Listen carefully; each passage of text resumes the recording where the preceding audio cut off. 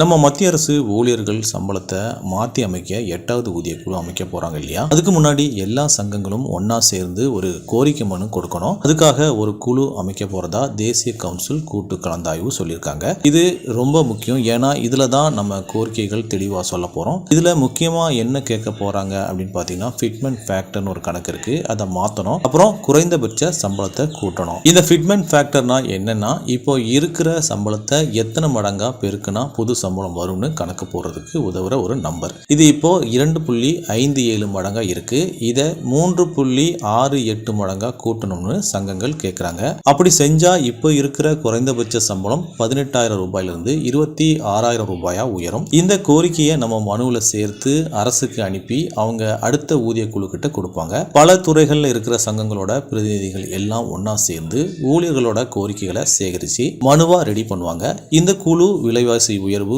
வாழ்க்கை செலவு, கிராமப்புறம் மற்றும் நகர்ப்புற ஊழியர்கள் சந்திக்கிற கஷ்டங்கள் எல்லாத்தையும் ஆராய்ஞ்சு மனுவா தயார் பண்ணுவாங்க.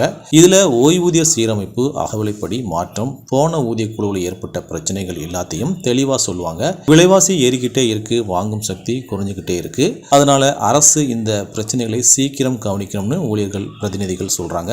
NCJCMல இருக்கிறவங்க என்ன சொல்றாங்கன்னா, இந்த குழுவில் நிபுணர்கள், சங்க தலைவர்கள், நிர்வாக அதிகாரிகள் எல்லாரும் இருப்பாங்க. அப்பதான் எல்லாருக்கும் நியாயமா புள்ளி விவரத்தோட ஒரு முடிவு எடுக்க முடியும். கடைசியா சம்பளத்தை மாற்றி அமைச்சு கிட்டத்தட்ட 10 வருஷம் ஆச்சு. 7வது ஊதிய குழு அப்பதான் வந்துச்சு.